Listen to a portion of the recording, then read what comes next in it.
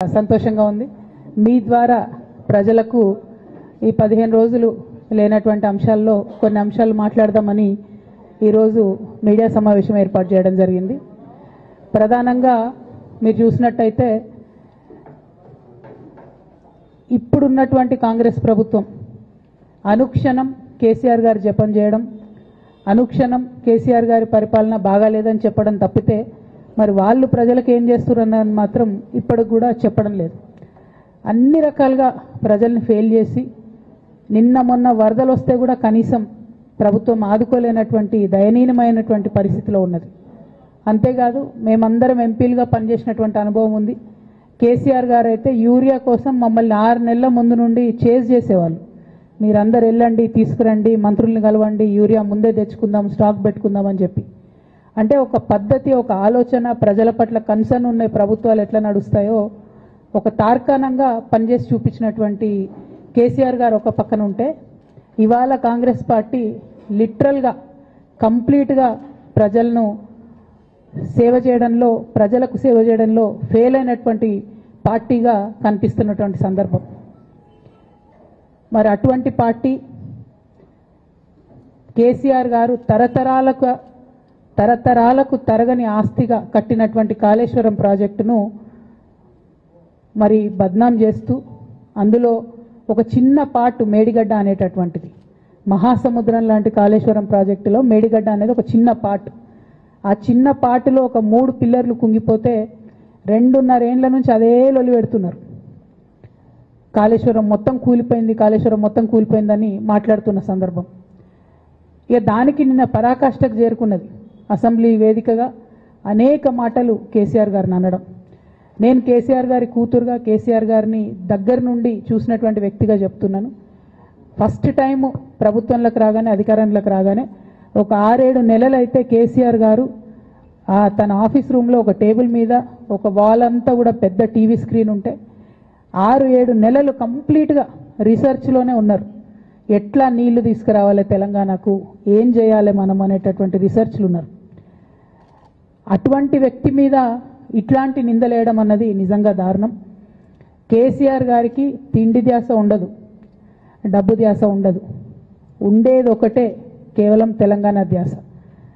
నేను దాదాపుగా 2006 నుండి యాక్టివ్గా పాలిటిక్స్లో నేను కూడా పాల్గొంటూ వస్తున్నాను. తెలంగాణ ఉద్యమంలో పాల్గొన్నాను. అప్పటి నుంచి ఇప్పటి వరకు కూడా నేను చూస్తున్నా, ఎప్పుడు కూడా కేసీఆర్ గారు తెలంగాణ విషయం తప్పితే, ప్రజల విషయం తప్పితే పర్సనల్ విషయాలు మాట్లాడే టైము 0.1% కూడా ఉండదు. అటువంటి ఒక మహానేత మీద, అటువంటి ఒక మహానాయకుడి మీద ఇన్ని అబాండాలు వేస్తూ, దాన్ని రోజుకొక రీతిగా చెప్పుకుంటూ, మాట్లాడితే చాలు కేసీఆర్ అవినీతి చేసిండు, మాట్లాడితే చాలు కేసీఆర్ ఏదో 1,00,000 కోట్లు దోసుకున్నాడు, నిజాం కన్నా రిచ్ అవ్వాలనుకున్నాడట. డెఫినెట్గా నిజాం బాటలోనే నడుస్తాం. నిజాం కట్టిన ఉస్మాన్ సాగర్లోనే కదా ఇయ్యాలటి కూడా హైదరాబాద్ ప్రజలు నీళ్ళు తాగుతున్నది. ఆ నిజాం ఆదర్శం, ఆ నిజాం స్ఫూర్తి అని కేసీఆర్ గారు చాలా సందర్భాలలో చెప్పిండ్రు. ఇవాళ కాళేశ్వరం కడితే నేను చెప్తున్నా గ్యారంటీగా ఇంకా 200 సంవత్సరాల తర్వాత కూడా తెలంగాణ బిడ్డలు కేసీఆర్ గారిని తలుచుకుంటారు. అటువంటి గొప్ప ప్రాజెక్టు కాళేశ్వరం ప్రాజెక్టు. ఆ ప్రాజెక్టు డెప్త్ అర్థం కాక, తెలంగాణ భౌగోళిక స్వరూపం మీకు అర్థం కాక, మీకు తెలంగాణ పట్ల అవగాహన లేక, కేసీఆర్ గారికి ఉన్న నాలెడ్జ్, ఆయన ఎక్స్పీరియన్స్, ఆయన ఉమ్మడి ఆంధ్రప్రదేశ్లో ఆయన అనుభవించినటువంటి వివక్ష, ఇప్పుడున్న ముఖ్యమంత్రి గారు ఉమ్మడి ఆంధ్రప్రదేశ్లో కూడా మనకు వ్యతిరేకంగా పనిచేసినటువంటి వ్యక్తి, ఇప్పటికి కూడా పక్క రాష్ట్రం ఎజెండా అమలు చేసేటటువంటి వ్యక్తి, ఇప్పటికి కూడా అక్కడ బనకచెర్ల కడతా ఉంటే మాట్లాడినటువంటి వ్యక్తి. అటువంటి వ్యక్తి నిన్న పొద్దు నుండి సాయంత్రం వరకు అసెంబ్లీలో కేసీఆర్ గారిని ఎన్ని అనరాని మాటలు అన్నారు, వింటుంటే గుండె తరుక్కపోతూ ఉంది. ఎందుకోసం అనాలి అన్ని మాటలు కేసీఆర్ గారిని? కేవలం రాజకీయ లబ్ధి పొందడానికి మాత్రమే, అంతకుమించి ఏమీ లేదు. ఇదే రేవంత్ రెడ్డి గారు అంతకుముందు ఒక టీవీ ఇంటర్వ్యూలో చెప్పారు, కేసీఆర్ గారికి పైసల మీద ఆశ లేదు, పాపం ఆయనకు మీటింగ్ పెట్టాలంటే కూడా పైసలు ఎప్పుడు కావాలంటే అప్పుడు చూస్తారు ఎక్కడున్నాయని, కానీ అప్పటిదాకా ఆలోచన కూడా చేయరని. మరి అటువంటి కేసీఆర్ గారి మీద ఇంత కుట్రపూరితంగా అభాండాలు ఎందుకు వేస్తున్నారు? వేసేటటువంటి అవకాశం ఎవరిచ్చారు అన్నది కూడా ఇవాళ బీఆర్ఎస్ పార్టీ శ్రేణులు కూడా ఆలోచన చేయాలి, తెలంగాణ ప్రజలు కూడా ఆలోచన చేయాలి. ఎందుకోసం వస్తుంది కేసీఆర్ గారికి అవినీతి మరక, ఎవరి వల్ల అంటింది అలా? అది ఆలోచన చేసుకోవాలి కదా మనం కూడా.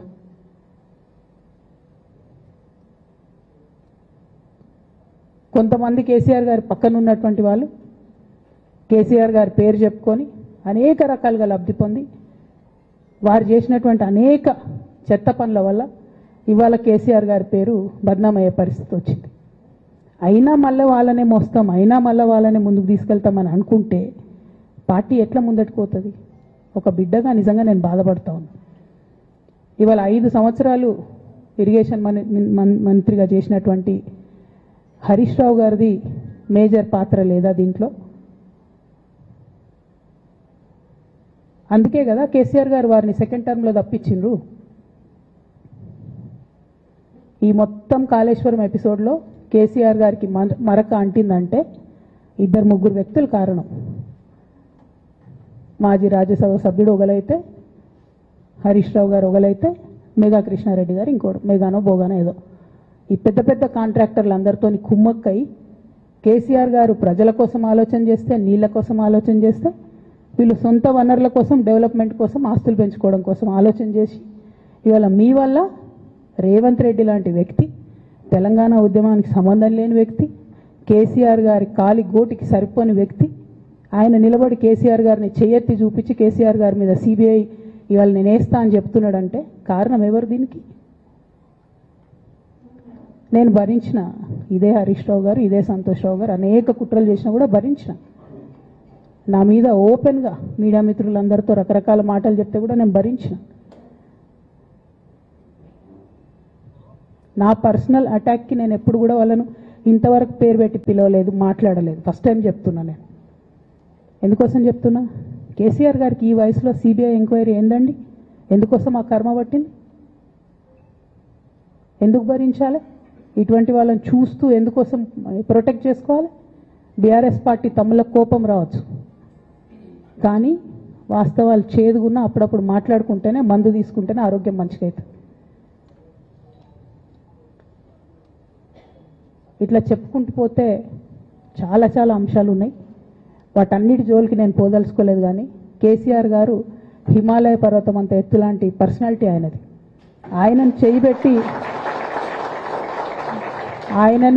చేయబెట్టి చూపించి అవినీతి అని అంటే నిజంగా చాలా బాధ అవుతా ఉన్నది. ఎందుకంటే నా పెళ్ళప్పుడు నా పెళ్లి చేయడానికి కూడా ఇబ్బంది పడ్డటువంటి వ్యక్తి ఆయన. రాజకీయాలలో 40-50 ఏళ్ళు ఉంటే కూడా ఆస్తులు సంపాదించుకోలే కేసీఆర్ గారు. అనేక మంది వాళ్ళు మాట్లాడుతుంటారు, చాలా మాటలు మాట్లాడుతుంటారు, కానీ నాకు తెలుసు, నేను దగ్గరుండి ఆర్థిక పరిస్థితి చూసిన కాబట్టి ఎన్నడూ ఆయనకు ఆశ లేదు. అటువంటి మనిషిని పట్టుకొని సిబిఐ ఎంక్వైరీ ఇస్తాం, ఇదేస్తాం, అదేస్తాం. ఎవరు కారణం దీనికి అంతటికి?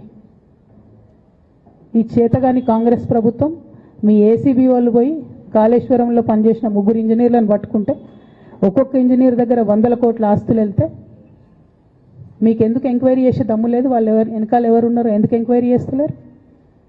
ఖచ్చితంగా నేను ఇవాళ చెప్తా ఉన్నా, హరీష్ రావు గారు వెనక, సంతోష్ రావు గారు వెనక రేవంత్ రెడ్డి గారు ఉన్నారు.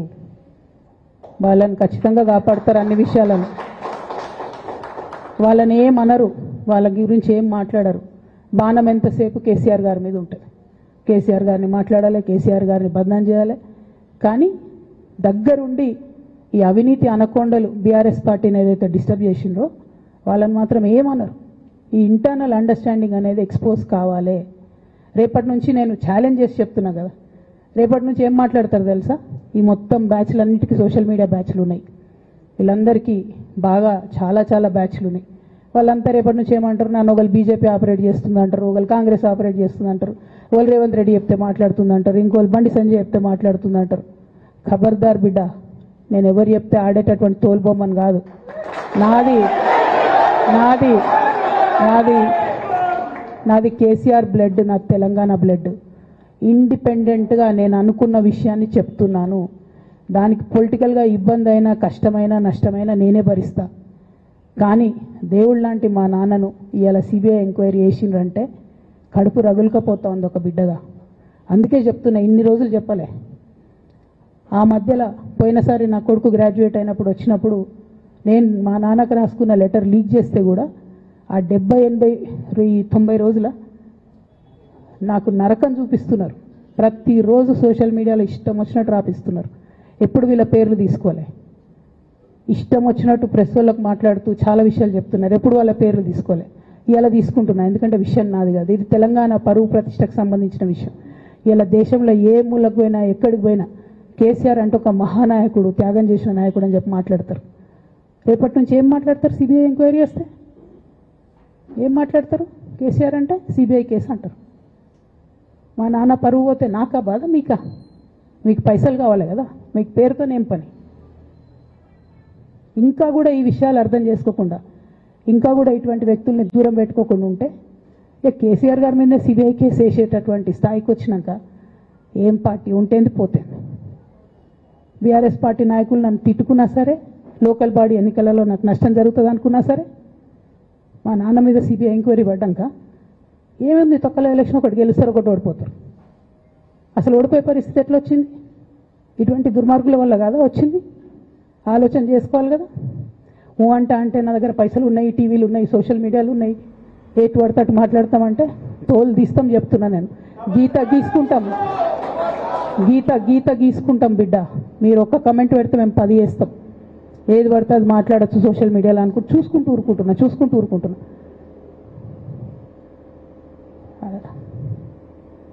పెద్ద సార్ దగ్గరకు వచ్చినాక ఇక కాంప్రమైజ్ అయ్యేది ఏం లేదు. ఘోష్ కమిషన్ వేసిన రోజే నేను చెప్పిన, ఎందుకు రియాక్ట్ కాలేదు పార్టీ అని అడిగిన ఆ రోజునే. నిన్న సిబిఐ ఎంక్వైరీ వేస్తున్నా అని రేవంత్ రెడ్డి గారు అసెంబ్లీలో చెప్తే తెలంగాణ బంద్ ఖాళీ వద్దా, బగ్గు మనొద్దా తెలంగాణ? ఎట్లా మాట్లాడతారు? నిజంగానే మనిషి అవినీతి అయితే, నిజంగానే మనిషి డబ్బులు తినోడైతే వేరు మాట. ఆయనకు తిండి మీద కూడా ధ్యాస ఉండదా బాబు? తెలంగాణ అదే పిచ్చి. అట్లాంటి మనిషిని పట్టుకొని ఇవాళ ఏది పడితే అది మాట్లాడితే కూడా రియాక్ట్ కాకపోవడం చాలా దారుణం, చాలా దారుణం. నేను దీన్ని తీవ్రంగా ఖండిస్తున్నా. At the same time Congress government PC Ghosh commission వేసిండ్రు. రెండేళ్ల నుంచి టైంపాస్ చేస్తారు. ఆ కమిషన్ రిపోర్ట్ వచ్చింది. ఆ రిపోర్ట్ నిన్న అసెంబ్లీలో పెట్టిండ్రు. ఇంకా దానికి ఏమిట్లకేం లేదు, దాంట్లోకి ఏం చర్యలు తీసుకుంటారో చెప్పారు, ఏం చేస్తారో చెప్పారు, తక్కువని సిబిఐకి ఇచ్చేస్తారు. అంటే ఇది ప్రీమెడిటేటెడ్, ఖచ్చితంగా కేసీఆర్ గారి ప్రతిష్ట దెబ్బతీయాలనేటటువంటి ప్రీమెడిటేటెడ్ అటాక్ తప్పితే ఇంకోటి కాదు. ఇన్ని ఏజెన్సీస్ ఉన్నాయి రాష్ట్ర ప్రభుత్వంలో. మీ ఏసీబీకే దొరికింది కదా ఇదే కాళేశ్వరంలో అవినీతి తిమంగళాలు. ఏమైంది? ఆ రిపోర్ట్ ఏమైంది? వాళ్ళ మీద చర్యలు ఏమైనాయి? దాని కంక్లూజన్ ఏంది? ఒక్క చిన్న ఎంక్వైరీ కూడా ఇప్పటివరకు కంక్లూడ్ చేయలేదు కాంగ్రెస్ గవర్నమెంట్. ప్రచారం ఎక్కువ, పని తక్కువ. ఎప్పుడైనా మీ తప్పిదాలు బయటపడుతున్నాయి అనుకుంటే, ఎప్పుడన్నా ప్రజలు తిరగబడతారు అనుకుంటే వెంటనే ఒక రిపోర్ట్ వేయాలి, వెంటనే కేసీఆర్ మీద ఒక ఆరోపణ చేయాలి. ఇప్పటికి కూడా రేవంత్ రెడ్డి గారికి కేసీఆర్ గారి పేరు చెప్పుకోకపోతే ఆయన ఫోటో కూడా పేపర్లో వేరేమని భయం పాపం. అందుకని ఆయన రోజు పొద్దుగాలేస్తే కేసీఆర్ని తిట్టుడే తప్పితే ఇంతవరకు కూడా వేరే ఆలోచన చేయడం లేదు. మేము డిమాండ్ చేస్తూ ఉన్నాం కాంగ్రెస్ ప్రభుత్వాన్ని, మీరు బట్టగాల్చి మీదేసినట్టు ఆరోపణలు వేయడం కాదు, మీకు దమ్ము ధైర్యం ఉంటే నేను పేర్లు కూడా చెప్పిన, చూడండి ఎక్కడి వరకు పోతారో చూస్తాం. మీకు అండర్స్టాండింగ్ లేకపోతే మీకు అండర్స్టాండింగ్ పెట్టుకొని కేసీఆర్ గారిని టార్గెట్ చేయడం ఇది పొలిటికల్గా కరెక్ట్ కాదు. మన రాష్ట్రంలో ఇటువంటి వాతావరణం ఇదివరకు లేకుండే, రేపు పొద్దున కూడా ఉండొద్దని చెప్పి నేను కోరుతాను. కాంగ్రెస్ ప్రభుత్వం కేవలం కాళేశ్వరం విషయమే కాదు, బీసీల విషయంలో ఎంతగా మోసం చేస్తున్నారు. ఫస్ట్ ఏమో బిల్లు పెడతారు, మేమందరం లొల్లి పెడితే టైంపాస్ చేసి 1.5 year తర్వాత బిల్లు పెట్టిరు. బిల్లు పెడితే కనీసం గవర్నర్ దగ్గర పోరు, కనీసం రాష్ట్రపతి దగ్గర పోరు, ప్రధానమంత్రి దగ్గర పోరు. గవర్నర్ పెండింగ్ పెట్టుకుంటే ఎందుకు సుప్రీంకోర్టు కోతలేరు? ఇంకా కూడా మళ్ళీ ఛాలెంజ్ చేసి అడుగుతా ఉన్నాను నేను, ఎందుకు సుప్రీంకోర్టు కోతలేరు? మీరు సెప్టెంబర్ 30 లోపల ఎన్నికలు చేస్తామని చెప్పిండ్రు. సెప్టెంబర్ 30 లోపలన్నా సుప్రీంకోర్టుకు పోండి. డీమ్ టు బి అప్రూవ్డ్ అనుకుంటే ఇదే ఎలక్షన్లో బెనిఫిట్ అవుతుంది కదా బీసీలకు. ఆ తర్వాత ఇంకొక ఆర్డినెన్స్ తెచ్చిరు, అది పెండింగ్ ఉంది గవర్నర్ దగ్గర. కనీసం దాని మీద సుప్రీంకోర్టు కోండి, దాని మీద కూడా పోతలేరు. మళ్ళీ నిన్న కొత్త కథ, 50% స్లాబ్ ఎత్తేస్తామట. కామెడీ రోజుకి. ఏంది ఇది? ఎందుకోసం అంటే ఇదంతా బీహార్లో ఎన్నికలు అవుతున్నాయి. వాళ్ళ రాహుల్ గాంధీ గారి పిఆర్ యాక్టివిటీకి రోజు ముచ్చడి చెప్పాలి ఆయన. ఇక్కడ వీళ్ళు నిన్న 50% క్యాప్ ఎత్తేస్తున్నామని కొత్త కథ చెప్పిండ్రు. మీరు చూడుని రేపెల్లు నుంచి రాహుల్ గాంధీ బీహార్లో ఏం మాట్లాడతాడు, హమ్నే 50% సీట్ తోడది అంటాడు ఆయన బీహార్ ఎన్నికలలో. ఆయన అక్కడ చెప్పుకోవాలి కాబట్టి పిఆర్ యాక్టివిటీ కోసం వీళ్ళు ఇక్కడ చేస్తున్నారు తప్పితే, బీహార్ ఎన్నికల కోసం తెలంగాణ బీసీ బిడ్డలను బలిపెడుతున్నారు రేవంత్ రెడ్డి గారు తప్పితే నిజంగా చిత్తశుద్ధితోని బీసీలకు ఏదైనా బెనిఫిట్ చేద్దామనే ఉద్దేశమే మీకు లేదు. అటువంటి ఉద్దేశం మీకు ఉంటే మీ వైఖరి ఇట్లా ఉండదు.